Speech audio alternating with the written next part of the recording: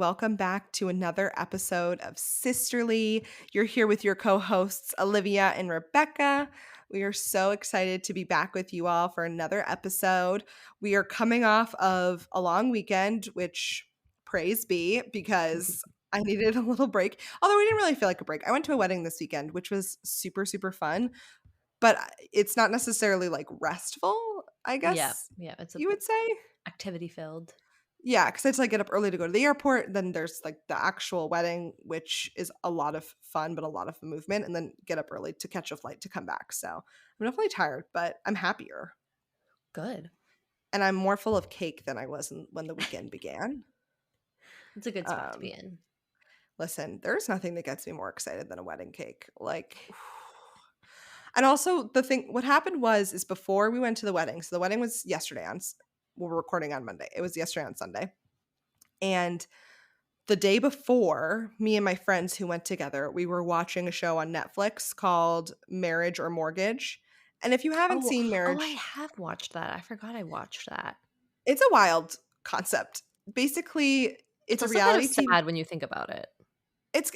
Yeah, because the premise is that there are couples. Each episode is a different couple, and the couple decides whether or not they want to spend like a certain amount of money that they have saved on a wedding or on buying a house. And it's like I feel like I have It a stinks that lot we of have to thoughts on it. choose. Well, yeah, because the thing is like getting married and having a wedding and then buying a house are for a lot of people like both both of those are steps that you make. Not for everyone, of course, but like it's not always one or the other. Normally it's like Yeah. you do one, then you wait, and then you do another one. But for these people, it's like literally one option or the other option. And it's like if you pick, in my mind, if you have to pick between them, it's like very obvious that you buy a house.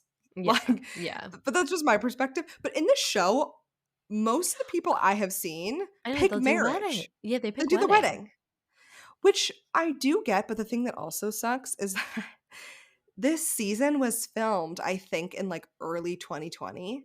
So a lot of the Mm. weddings didn't even Oh happen. Like a lot yeah, of they did. them Yeah, they did are after that. smaller. Yeah. So I'm like, Poor choice. also it's crazy Meanwhile, their because homes would have been worth a lot right now. right. And what's also crazy is that this show is filmed in Nashville. And so I live in San Francisco. So the homes that they're looking at are like 300 to 500 max $1,000 Yeah, for that's like crazy. 3-bedroom homes. And in San Francisco, you cannot get a home for less than like $1 million. Yeah. You just can't. So they're like, so I was so confused because I was like, a down payment on a house is so much larger of a sum than a wedding, but it's not there. It's like about Yeah, mhm. $30,000 in Right. general. Oh, So I so was like, "Oh, true. okay, that actually makes sense," because in San Francisco, a down payment on a house is like at least $100,000. Yep. And like I would never personally spend that much on a wedding. I know there are people who would spend that and more. But so Yep. I'm like, how is this even a question? Like this is a different sum. So it's just a little hard to relate to. It's also just wild. They'll be like, "We choose wedding," and I'm like, "What?" Anywho, okay, the reason that I was talking about this was because in one of the episodes, they get like the husband wants like a humongous 5-tiered wedding cake, which listen, I understand Interesting. from like an aesthetic and like love of cake not point perspective, but that cake was, like, gonna be $2,500, which is unacceptable. Like, I love Yeah. cake, but you can't spend that kind of money on a cake. I say Yeah. this like I know what I'm talking about. I've never been married, so what do I know? Especially But in also, my like, mind I imagine that has to be wasteful, like, there's no way there's enough people at that wedding who are gonna eat all of that cake. totally. So what they did instead is they got a fake cake. Oh, So I it remember wasn't that actually a cake, episode. it's Yep, fake, and mhm. then I think they serve sheet cake, Yeah, yeah, yeah, yeah, yeah, yeah. which I just, like I don't agree with That's any of like that, no, but that's like a thing though, like, I've gone to weddings where it's like there's, like, decorative cake, but the cake won't be, like, enormous, like, it won't be enough to feed, like, the 200 people at the wedding, and no, so I in the get back, they that. just have, like, more sheet cake. I get the sheet cake, like, that I don't think there's anything wrong with. What I don't get is, like, still paying hundreds of dollars to have a Oh, fake yeah, to have giant the cake, fake one, yeah. and then, I'm like, "Why don't you get a smaller, Right, beautiful, real decorative cake?" cake. You could still have sheet cake if you have hundreds of people to, like, give it to them, Yeah. but don't you wanna spend money on, like, a really delicious cake, not just, like, something that looks nice? I don't know. Yeah. This is one woman's opinion. But anywho, so we're at the wedding and I like the cake looked beautiful. And then I like low key asked the bride, like under my breath, like, hey, is that cake real? And she was like, yeah, but she didn't know, she like didn't hear me. So she walked away and then she was like, wait, what did you say? And I was like, so is your cake like a real cake? And she was like, yeah, like obviously it's a real cake. And I was like, okay, well, you never know. Okay. Also, I learned what a vignette is for those of Oh, you who like don't know. oh, yeah, from the show? And don't care. Yeah, Mhm. it's like when you have, like, a couch and some chairs and, like, maybe a little area rug and some throw pillows, like, in a section of your wedding venue or party venue that is called a vignette, and I kept saying to her, like, "Your vignette's stunning." And she was like, "What?" I'm like, "Your vignettes." She's like, "What are you saying?" It's like, "You're not a You're like, wedding "Okay, expert." clearly you didn't watch Marriage or Mortgage, but whatever." It's wild. Also, I'm just like it's so sad that I don't live in a place where you can put $30,000 down and buy a 3-bedroom home. Yeah, Massachusetts isn't So, like that either, so it's tough. I don't know, just sometimes that makes me sad. Yeah. Because think about it, you could buy 3 homes in Nashville for the price of 1 home, 1 not nice home in the Bay Area. This is true. Anywho, so there's nothing that I can do about that, but, I can just complain about it. Anywho, so yeah, that was my weekend. Nice. Mine was good. We spent some time in Portsmouth, New Hampshire, which was freezing. But it was really nice. We took Maya to the beach one day, which was her first time being on the beach, and she was so cute. We put a little jacket on her. She was just running around, catching a Precious. football, having like the time of her life. That was also our first time letting her like off leash at the beach, and we were like, hopefully this goes well. But she was just like living her best life. She was just like she almost looked like she was just smiling. She was just so excited, like sprinting around the beach, catching a football, like running around, having all of this space. So it was really fun. And then today I watched The Matrix for the first time. Had never seen it, but Mike and I wanted to watch the new one. So now I'm watching all of the originals so that I can be caught up and educated. Is Keanu Reeves in the originals? Yep. Mm-hmm. Heard I'm a a lot fan of of really great his. things about Keanu. Yeah. I say that like his friends and my friends like know each other and like that's not it. But like I've read articles online like I with feel like his he's most recent beloved. with his most recent Matrix movie, he donated like most of his salary to I think cancer research. Oh wow. Yeah. Yeah, I just I feel think like he people made say like really good things about him. $37 million and he donated like $30 million or something. Wow. Now I need to look this up because it's gonna bother me that I'm like, Do you remember when we used to watch The Lake House? oh my god, was that him? That was With Sandra Bullock? Keanu. Yes. Oh, I didn't know that. Yep. Yep. Fun fact, our mom really liked the movie The Lake House with Sandra Bullock and Keanu Reeves, so we watched it a lot. And yep, he's in that. Sandra Bullock, also a national treasure. All right, everyone. I've done some research and it seems like most people are saying that he donated 70% of his salary, which was about $31.5 million to cancer research. One website's saying that's a fake story. So I don't know, but he seems great. If he did do, whoa, my voice just gone there. If he did do that, that's wonderful. So Yep. yeah, we're a Keanu Reeves stan podcast. So But yeah, so it was fun to watch. I feel like I'd like heard a lot of Matrix references over my life, but I didn't really know that much about the plot. So it was nice to be like, oh, okay, so that's what they're doing. Like, got it. yeah, totally. Well, we're excited to get into our topic for today.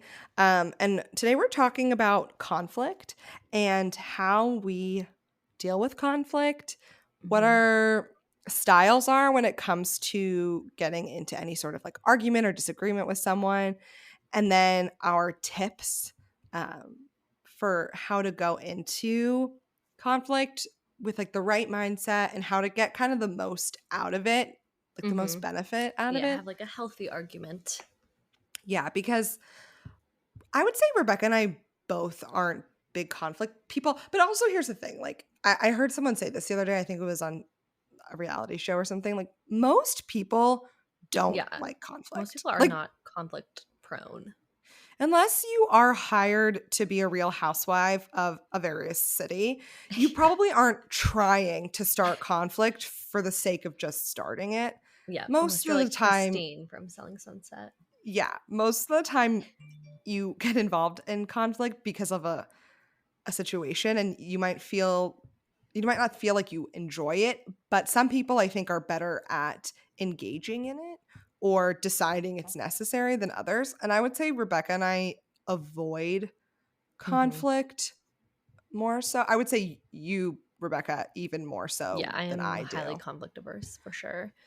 I think I try most often to avoid conflict and like mediate situations so that like nothing ever even needs to happen or be discussed, but that can often be to my own detriment. I have learned over the years. Yeah, I mean, I think there's definitely pros and cons to each side. I feel like when I was younger, I was a lot more willing to start conflict when I was like a little kid, especially because I would respond to things in the moment, like in the heat of the moment and very emotionally, not like pragmatically, if that's the right Mhm. word. If someone like hurt my feelings, it was my go to like immediately address the fact that my feelings were hurt, even if it had more to do with like me and my interpretation of what was going on than the actual truth. And so sometimes that got me a lot of times it got me into sticky situations because then you're just starting a fight that's not really about anything. It's just like heated. And so you're just throwing things out there. But I feel like that was more like in high school. And then I feel like when I got to college, I started to like try and change that more and more. But I also feel like I kind of went to the other side where now I'm actually quite nervous to share my feelings or like, yeah, if I'm unhappy about something with other people than I used to be. So I feel like I did a Mhm. real 180 in that I feel situation. like I'm slowly getting better at it, or like slowly getting better at accepting that conflict is inevitable and that like it's better to just bring it up and talk about it versus like keeping it to yourself, because what ends up always happening is you like keep it to yourself and you convince yourself that everything is fine, and you convince yourself that, or at least I convince myself that I'm just like being dramatic or being unreasonable, or that my feelings like are fine, but it doesn't really need to be a big deal. But if you do that enough times for like the same kind of behavior or the same type of issue, eventually something will happen that you'll just be like, it's the final straw, and you like Mhm. explode at a time that is not proportional to what has just happened, but it's been a buildup of all the other times you didn't say anything, and it comes out at the wrong time and at the wrong level of Totally. upset. And I have just learned that it's not effective, it's not helpful. Yeah, because then you have all the emotions of something else like funneling into an argument in the present situation that doesn't hold up, if that makes Right, sense. right, it doesn't Like, make sense, and it makes you look kind of crazy to the other yeah. person who's like, why are you freaking out, like this is like not that big of a deal. And it's like, of course, like this one thing isn't, but in your mind you're thinking of like 15 other instances where this person might have done a similar thing or you felt a similar way. And it's like, it took me a while to learn that me feeling like that isn't just on the other person. If I've kept it to myself and I haven't said Totally. anything and I've convinced myself that everything is fine, then that person obviously isn't going to be on the same page as me because I have not clued them into my emotions. So naturally, they're going to be like, what are you talking about when I bring it Yeah. up out of nowhere? I also feel like when it comes to any sort of like conflict, argument, the like, there are some people that I feel very comfortable bringing it up to. For example, like Rebecca or my boyfriend, I feel pretty fine. Hmm. I mean, we don't like have things that we have so much tension over these Yeah. days. So if I'm upset about something or like agitated, it's like you can either decide like whatever, doesn't matter, I'm letting it go, or you bring it like I bring it up in the moment. Yeah. It's I don't really hold on to things like that anymore. But then with my friends, I would say I struggle way more to bring any sort of like tension or like feelings that I'm having that aren't positive up, because I feel like for two reasons. One is that I don't see my friends as often, so it's easier to Right, avoid sort of play it. it off and Yeah, you don't have to bring it up because you can just totally avoid the situation for a little while.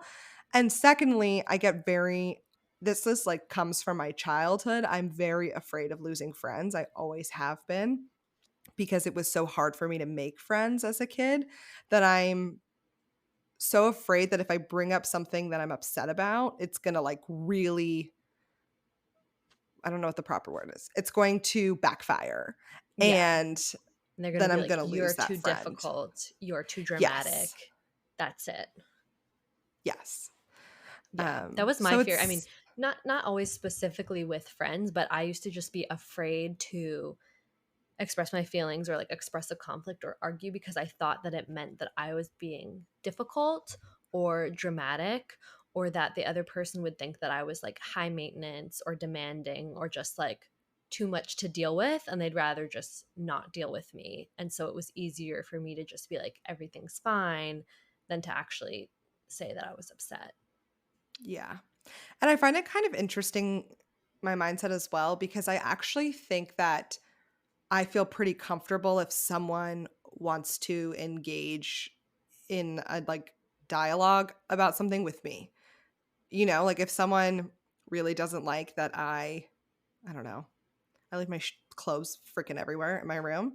And if they say that and they are like, it really bothers me that you do that, I'm like, oh, okay, like thanks for bringing that up. I'll, work Hmm. to change that habit.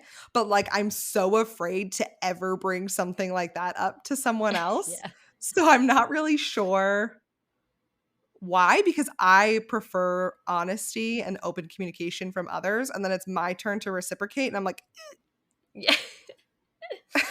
See, that's good though. You're better than me because I have a hard time getting feedback because I go one of two ways. I either go super defensive, where I'm basically in my mind like, your feedback can't be valid because like I try so hard and I know my own intention, so like there's no way I could have possibly done that because I'm perfect. Or I'm devastated that I've yeah. done this thing because I'm like, "Oh my god, I can't believe I was so like unkind or hurtful, or I offended you, or I did this thing that I the other person ends up taking care of me because I'm so sad that I've hurt their feelings or that they're upset with me that I can't deal." So, I feel like not as your great. sister, I've experienced that one the most, where, like, You definitely have. I'm mad at you, and then you're so upset that I'm mad at you that now we're talking about you, and I'm like, Yep, "Wait a yep, minute, yep, wait a yep. It's minute." not a cute trait of mine, I will admit. It is Listen, the not one of first my step is best awareness, and I'm not saying, like, who knows, someone could be listening to this and they're like, "Wait a minute, I brought something up with Olivia, and she was not that chill about it." So, I like, no think one's perfect, but I will yeah. say all in all, you're more receptive to feedback because I've given you feedback before or just, like, said a time that you, like, hurt my feelings or that I was feeling stressed about something or whatever. And you like clearly took it in and were listening to me and were like, I understand that. Like, here's what I'm going to do to make that better. Whereas I hear feedback and I burst into tears. It's just like, Like, that is, absolutely not. I that cannot is, handle this. I cannot handle this. I reject your feedback. And it just like, it's completely unhelpful. And I'm sure you and Mike could have a great discussion about this because We could trade notes, you could compare trade notes. notes because the poor man tries to just tell me like one time out of like 6 months that I've done something that mildly irritates him. And I'm like burst into tears. So You're like, "What do you mean?" yeah, I'm a treat. So I mean, I think we all but, like, on the other hand, I can be very emotional when I, like, engage in something, and so that's why it takes me, like, a long time to gather my thoughts and feelings. So one thing we did want to talk about today was, like, how we deal with conflict in our own relationships, because Rebecca and I both have boyfriends that we both live with and have been together with for a long time. And it's just interesting because at the beginning of my relationship with my boyfriend Jack, we didn't fight for like a year. And Mhm. I don't feel like it's that impressive only because we were apart, like long distance for like 7 months out of that year. So there were Yep. less little things to get agitated by. Right. Um, and then I also feel like I don't know if you feel this way, Rebecca, but sometimes you just get in like periods of relationships where you fight more often. Like you won't Yep. fight for like 6 months and then in 1 week you have like 3 fights. And you're like, Mhm. "Okay, Sometimes it's just how like did a that phase. happen?" Yeah, yeah. It's like you're just both aggravated that week. Um, but when it comes to conflict with me and Jack, it's never not that it was ever like we've always been able to get through arguments or like areas of tension or whatever, but we have completely different styles and like ways of communicating in those instances. Mhm. For me, Same. I like to say like either Jack is mad at me and he tells me I'm upset with you and this is why, or I tell Jack I'm upset with you and this is why. That's where I want the conversation to end. And then I want to take like a 3-day siesta and then come back after the fact and revisit it because I don't want to fight. So I'm like, I'm upset with you because you I don't even remember what I got upset at him for. Oh, you like made plans with your friend and that sounds crazy just like that. You made plans with a friend. I'm angry. No, like you made plans with a friend and like never told me or like whatever. We didn't coordinate to get whatever. And I'll Yeah. get frustrated. And then I'm like, okay, so I'm mad. And that's it. Thanks. Yeah. Now I'm angry. And Jack's like, no, like, and he's the opposite. He's like, let's sit down and let's talk this through. And I'm like, no, I don't want to talk it through. I want you to know that I'm mad at you. And now This was I'm a going to statement. go, It was a yep. it's ended. And I'm going to go cool off. And when I come back, I'm not going to be mad at you anymore. He's like, well, we got to like talk about it. I'm like, why would we talk about this? Why would we work through it? Just know I'm angry. Don't do it again. But like, that's not how arguments work, you know? Because a lot of times too, they're not as one sided as they seem when you just state your intention of, I I'm know. mad. Yeah, I know. Well, so Mike and I are very similar, but it's also like you can think ahead of time. I'm a person who, has trouble. We've talked about this in other episodes. Like I'm a person who has trouble sometimes figuring out how she feels in the first place. So once I figure it out, I'll tend to like write down how I'm feeling or write down what I want to say and talk about because I'm afraid I'll like forget it or I just want to like think it through. So I'll like make notes to myself about like what I'm feeling, why I'm feeling that way, like what I'm looking for, and which is, it's great. It's helpful. It gets my thoughts out there. But the downside is like there's no back and forth in that. So it's like I've prepared Mhm. a statement and now I Yeah. want to say it, but I don't want your feedback. Like I Yeah. don't Yeah. want Yeah. you to like tell me why 3 out of my 5 points actually are incorrect or why It's my like monologue moment. yeah, exactly. I'm Yeah. monologuing here. Yeah. Yeah. So yeah, Mike and I are similar to you and Jack in that like we'll have a conflict and he'll want to like immediately figure it out and like we Yeah. talk it through. He wants to rehash every detail of it, what he was thinking, what I was thinking, what we said, how we said it, like come to an understanding of both of our perspectives and why everything's fine. And I'm like, I would like to say why I'm upset, list out all the things I've written here on this note on my phone, and then I will see you in 3 business days. Yep. Yep. So, Yep. And then when I'm not mad anymore, we can talk again. yep. And then I'll decide, oh, it's fine. We don't even need to talk about it because, like, I got over it. So, no worries. In my defense of that coping mechanism, I guess, if you will, or that strategy is like sometimes there will be moments where I will get upset about something. I sleep and then I wake up the next morning and I have absolutely no idea why I was upset about it in the Yeah, first sometimes place. truly you're like, you know what? It's actually not that big a deal. I'm not that mad about it. Sometimes I wake up even angrier. Like you Yeah. don't know. Could go any way. Um you never know. But so yeah, clearly we both had very different styles when we first started dating. And I remember there was this one time back when we, didn't live together, we were still in college. And I was like, listen, I just like need a moment. I'm like, let's not text today. Like, I need some time to cool down. And Jack like hated that. He was like, oh, we're just not speaking. And I was like, no, I don't want to speak. Like, we're just not going to talk. And I remember he was at the mall and he saw that they had just opened a Mrs. Fields cookies in the mall.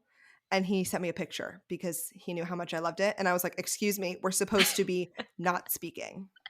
You're like, "But also get me a cookie, thank you." Yeah, yeah. Thank you for I'm actually very excited though to hear this update. So thank you for letting me know.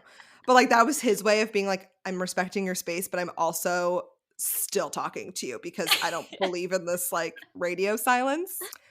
I remember this one time that Jack and I got into an argument in our current apartment. We haven't gotten into that many arguments, which is nice, but we did get into an argument and um our apartment's like kind of funny because it's technically a one bedroom, but it's also kind of a studio because there's this like giant double door situation into our living room. And we normally always keep one of the doors open. And when you have to close it, you have to like kind of move the rug up and like It's like a move a bunch of stuff process. out of the way to like close the door. So one time we got into a fight and I was like, I need some time alone. And then I had to like awkwardly stand up, like go over to the door, like push the rug back, like move the chair, close the door, put the rug back down, and then I like stomped off into the other room. And it's just like Takes away the effect a funny. little bit. Yeah, yeah, yeah. And then I just came and I just sat in here for like 45 minutes and then I Yeah. went back out and I was like, okay, now I'm ready to discuss. And I feel like that's how we've bridged the gap of our different styles. I'm like, I understand that I can't just like walk out of this apartment and decide I'm not coming back for 3 business days because I don't want to talk about this. And I can't just not text you back because we live in the same place. So that's not happening. But I also still need my space and like I know why I need that time, and it's so that I don't say something I don't mean out of anger or get tripped up in my words and then just once again get angry or frustrated. It's like I need time to cool off because I just get so upset so fast that I'm not really even angry or I don't even know what I'm angry about. All I just feel is anger or hurt or frustration. Like it's just that feeling like Mm. blasting out of me. I remember one time, like, I was mad at him and I didn't have time to, like, cool off, and I was like, "Okay, fine, yeah, like, tell me how this is my fault. Just go ahead. Just, like, tell me how it's my fault." Like, I was just so mad, and and Jack's like, "What are you talking about?" Like, but I was just angry, so I was just being like, I was just being annoying Yeah, you're because saying weren't even making sense. so I'm like, "Fine. What is it?" Like and, like, no one can have a conversation with you like that when you're Yeah. acting like a petulant child. Right. And you're, like, egging someone on, like, "Okay, fine, get mad at me. What is it? What are you mad about?" Like, it's not how one responds in an adult manner, so you have Yep. to, like, take a step back, give yourself some breathing room so then I can come back out. I don't personally write notes, like, when I need to have, like, a conversation I don't wanna have, but I need to, like, take a lot of deep breaths, Mm. and I need to talk, like, slowly and, like, take pauses so that I can, like, recuperate. And I try Yeah. to really I try to go about it the opposite way because I can feel things so strongly. I try to, like, go the opposite way and talk through it logically and more of, like, in a process of, like, the these are the facts or, like, I guess my version of the facts. This is what happened, like, this is what I said, this is what you said, like, this is what I want to change, or this is what I need you to do to make me not angry anymore, you know? Like, I have to talk it out logically because otherwise inside, like, my raging emotions will just pour out in, petulant child voices of, like, "Fine, fight me," you know? Like, that's me arguing without time to think. See, I'm like, I don't think that I get as heated sometimes. It's like a rare instance where I feel myself actually physically feel very mad or feel like shaky with like anger or upset. I feel like I'll feel a type of way, but it's not usually like, oh, it's gonna spill out of me because I tend to always just like keep the emotions in. So my instinct is to say nothing. I get very quiet and it's like I almost go not numb, but it's like my head is just like fuzzy. I just like can't even really think about what it is that I want to say. So Mhm. for me, it's like I have to write it out because I have to be like, what is it that is making me upset? Like what am I trying to say? What would make me feel better? What's bothering me?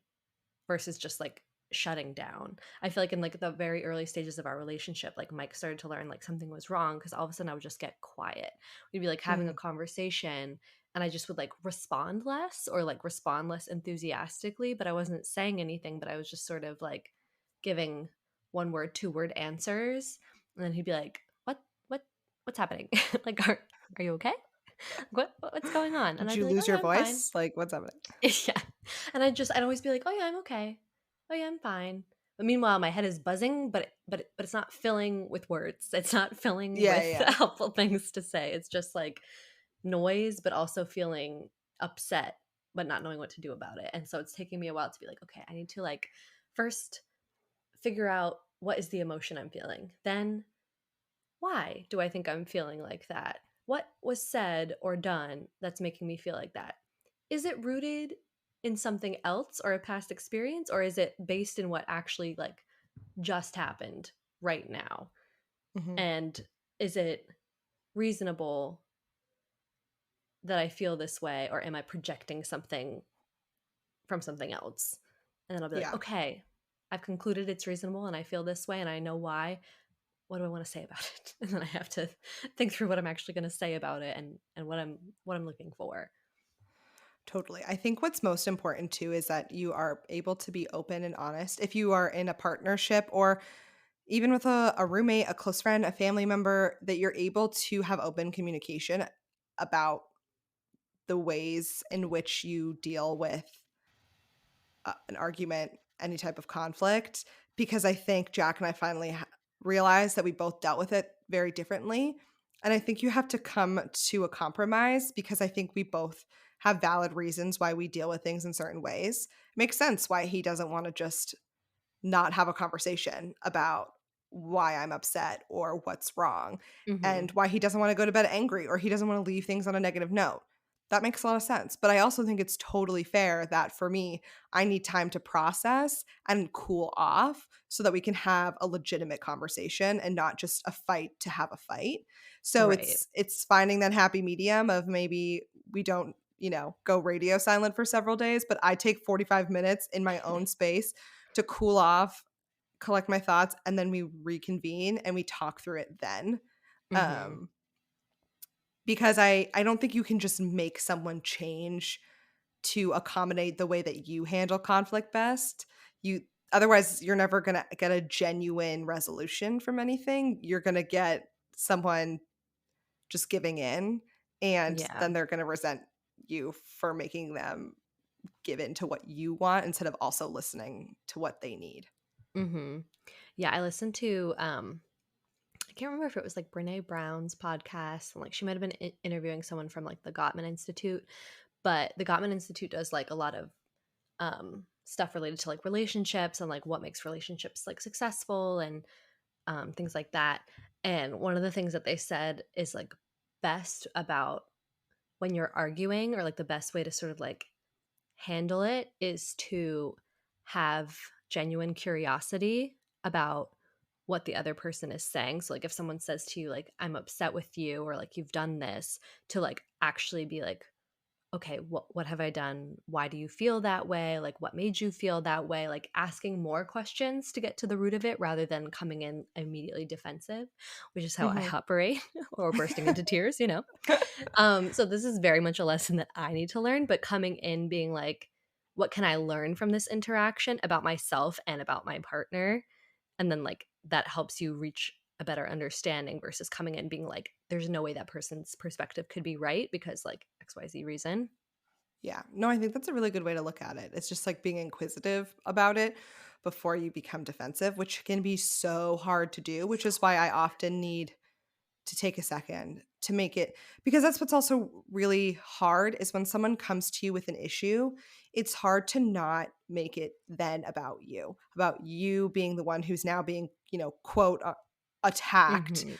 for, Mhm. doing something wrong. It's hard to not take that super personally and then turn the conversation around. But that's not going to get anything done. So you have to just sit with it for a second.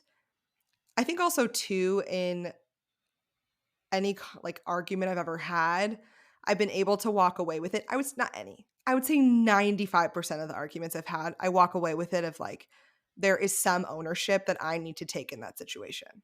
Even if Mhm. I was the one who was upset first.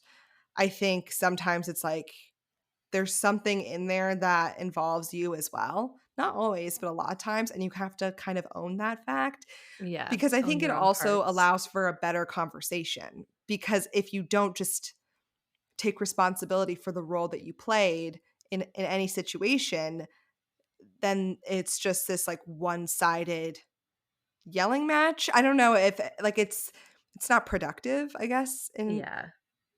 in my point of view. But another thing we also want to talk about too is not just conflict in like, partnerships or romantic relationships, but also in friendships. Because I think this is where I struggle the most. Um, I think when it comes to, Jack or Rebecca or things like that, I know that if I bring up something that I'm upset about, that does not necessarily mean it's going to be the end of a relationship. Like if Rebecca pisses Mhm. me off and I just tell her she pisses me off, she's still my freaking sister. Like Yeah. she's not going to just peace out and never speak to me again. Same with I Jack. may We've been burst dating into for tears and make it about yeah. me, and then I'll get over it.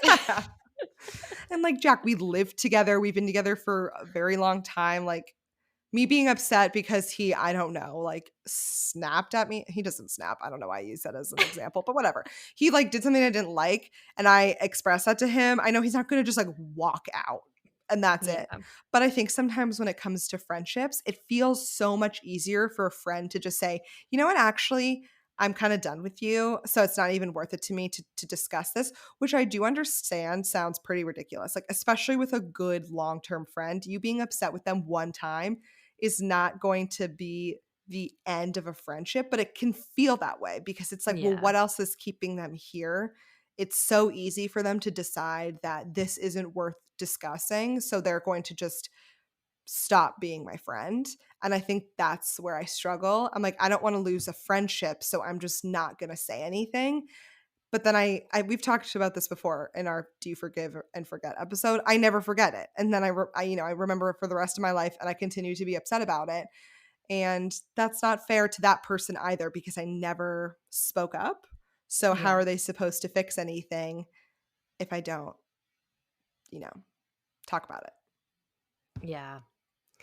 Yeah, I do feel like it can be very intimidating to discuss conflict with friends, and like you said earlier, it's just so easy to avoid it, especially like later, like a little bit harder maybe like in high school or college where you like see them very regularly, but past that point you don't see your friends all the time. So if you were to get into some sort of issue, you could kind of avoid it for a long Yeah, time and then just like pretend like everything's fine. But I try to remind myself that with friends, like by addressing conflict and like being honest about how you feel and giving the other person a chance to hear how you feel and explain themselves, like you end up bringing yourselves closer together once you're able to resolve it. And it feels worthwhile, but there is like this inertia in terms of actually doing it and like being the one to be like, hey, like are we okay, like hey, are things fine? And um yeah, I'm trying to think too of like there are times when you live together with friends and that can be difficult too because you're just like you're in the same space all the time. So there can be issues, of like roommate type stuff where it's just like so and so totally. doesn't like to do the dishes or like they leave their stuff everywhere or whatever, like little like Yeah, things that are kind of petty but that can very easily build up. And it's just like if you don't bring stuff up and just like address it, things can so quickly become passive aggressive or like just like resentful. totally.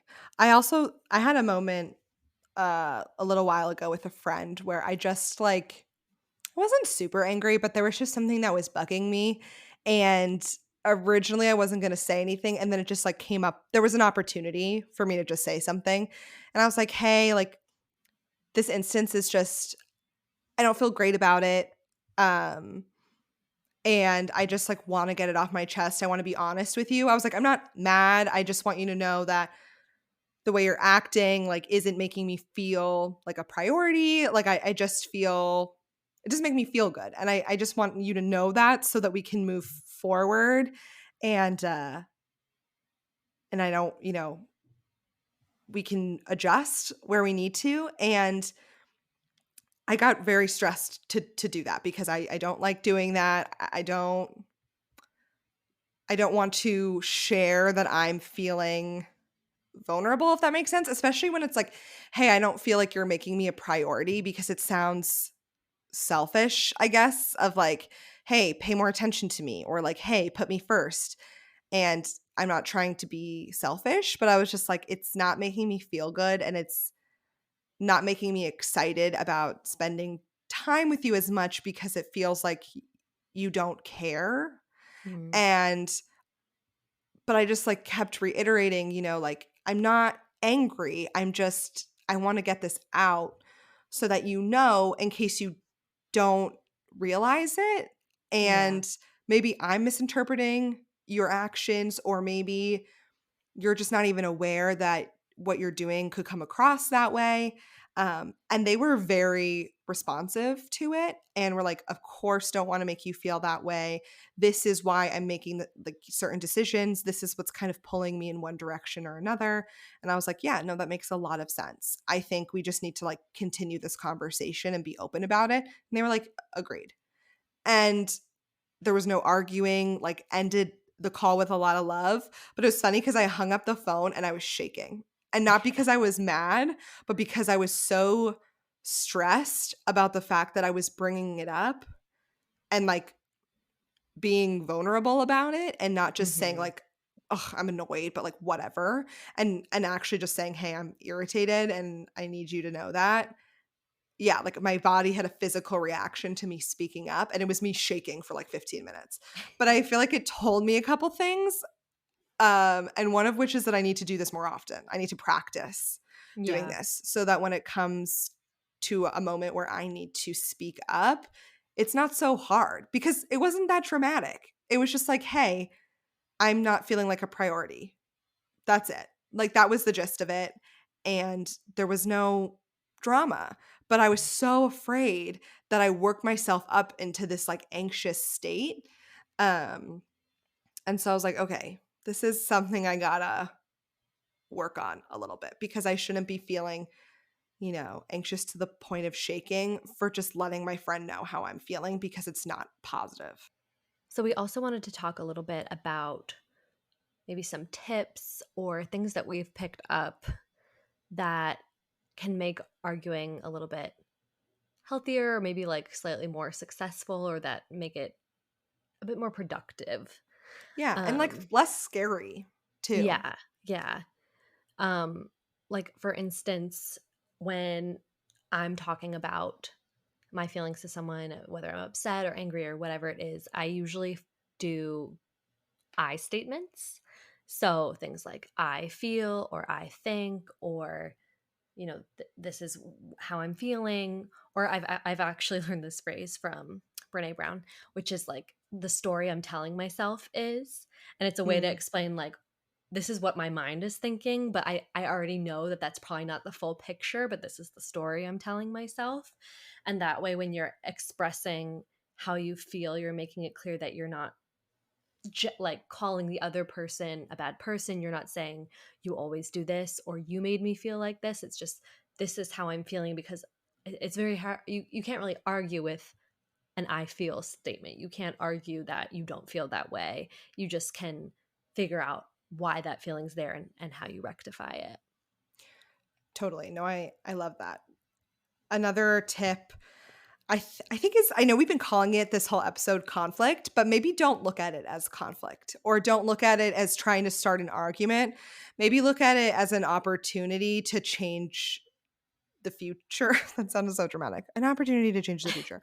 Um, but for example, say you feel like your boyfriend doesn't hang out with you on the weekends and he only hangs out with his friends and that upsets you. Like, think of it as an opportunity to let him know how you're feeling. So maybe in the future you can spend more time together on the weekends, less of we need to have a fight about the fact that you only hang out with your friends. You Right, know? right. It's an opportunity to make things different and like clue the other person into like what you're hoping for. Totally. I think some other things that at least Mike and I do, which I really appreciate, is like we don't ever really yell.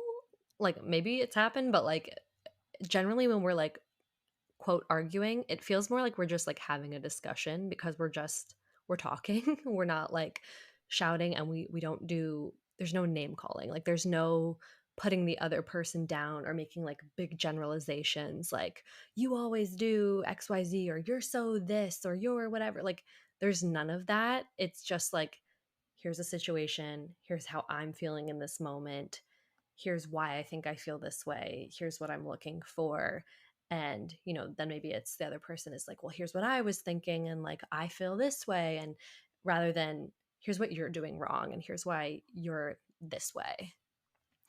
I totally agree with that. I think too, this was something I had down in my notes is remember the place that you're coming from and the place that the person you're talking to where they're at, I guess, where the person you're talking to is at, if that makes sense. So, what I mean by that is when you're having an argument with your partner, for example, or a good friend, at the core of whatever you're saying is love, right? Like, at the end of the day, like, you love that person or you love your friend.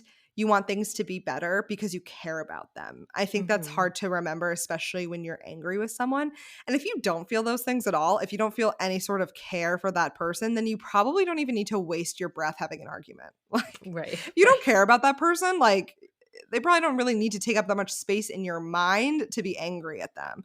Now, I think we could do a whole other episode on conflict in the workplace because I think that's very different because you might have a Yeah. coworker that you really don't care about, but you still have to have this conversation, and Yeah, that's different a completely dynamic different for story. sure. But I think just remembering at the core of it, like why you're getting into a conflict, and it's probably to make things better. If it's just to have a fight, maybe think about that again. Take Maybe a think of what pause.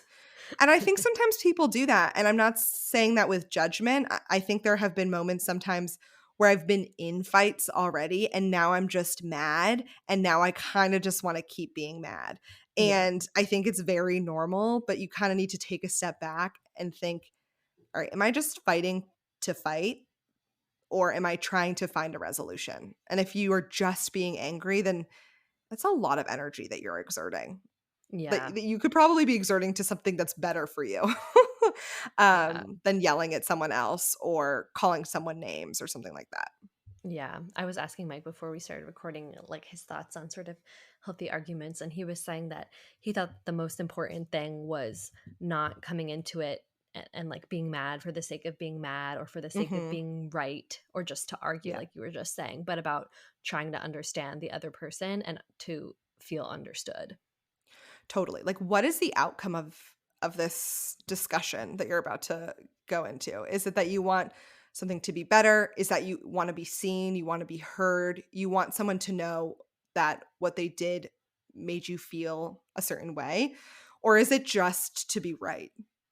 If Yeah. it's to be right, then there's, like, so many other things you could be doing with your time.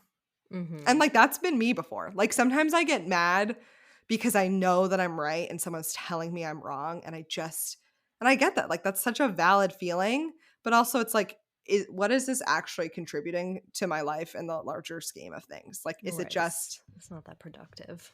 no. Um, yeah, so I think those are some of my tips. One thing I was also thinking of too, just as like a last thought, is sometimes you'll want to engage in conflict with someone who has absolutely no interest in Mm, engaging back with you. Like, and you could be going into it with like a super healthy mindset. You've got your notes written down. You're trying to better something at the end of the day. And they just couldn't care less about engaging in that yeah. conversation.